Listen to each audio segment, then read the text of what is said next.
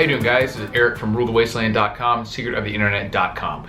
You've probably seen reference to a lot of the goofy shit that Bill Nye has been doing over the past few months, especially with his new Netflix show. And one of the things that he said recently is that middle-class families should be taxed if they have more children, I believe is what he said. I don't think it was related to, tax middle-class families for having more kids. And this kind of shows what happens when science butts heads against the social justice and progressive agenda. Because the ostensible idea here behind his theory of taxing people who are, or middle-class families who are having more kids, is that it will prevent excess, consumption and pollution and harm to the environment and climate change and stuff by preventing these people from having more children and from reproducing.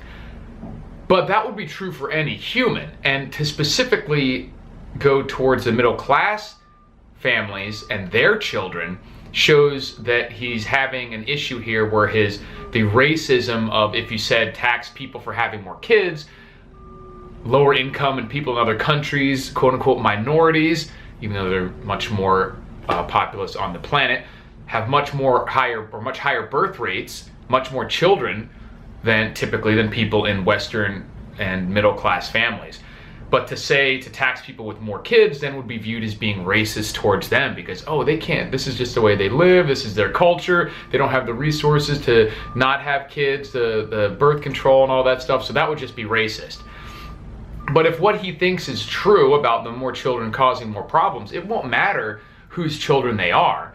So taxing the middle class families wouldn't do anything about it. I mean, I guess their idea is that they're going to take this money and purchase carbon credits or something so that they could offset this massive population bloom, uncontrollable population and industry bloom in other countries at the expense of presumably white Western people and stop them from having kids. And it also uncovers a huge problem with all the supposed climate change and global warming controls that they want to implement in Western countries.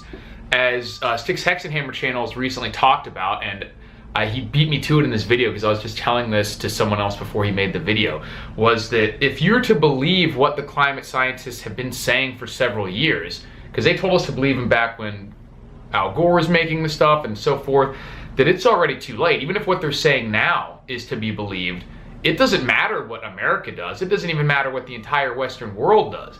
It almost doesn't even matter what the entire world as a whole does. Not only, it's too late. If what they say is true, we're past the point of no return. We would have to go massively carbon negative, not just neutral. You wouldn't just have to cease all productive activity and manufacturing or anything like that, and farming and all other and massively depopulate. You would also have to try some sort of carbon sequestration and collect and store or sequester a lot of the existing carbon dioxide in the atmosphere if what they're saying is to be believed.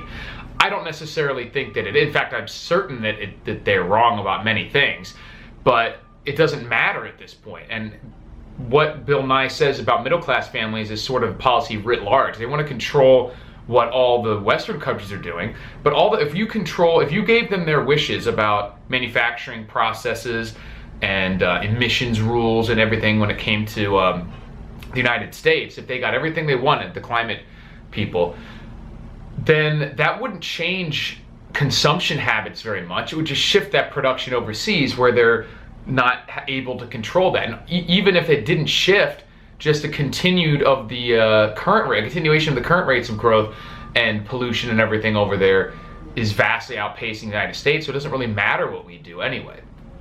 So it's a very interesting situation, but it is particularly funny to see how they have to work their way around these multiple issues that are mutually exclusive when it comes to logic, reason, and science, but that the progressives and social justice warriors don't want to step on those toes. That is their true God here. It's not, I fucking love science. It's, I fucking love being in the group and being looked at as not a thought criminal. That's what they fucking love. They don't give a shit about science when it really comes down to it. You cannot serve two masters, and their master is inclusion in being in the cool kids and the accepted crowd, not being viewed as being a racist, a bigot, a homophobe, a sexist, or any other things that you're called when you point out the truth of the universe.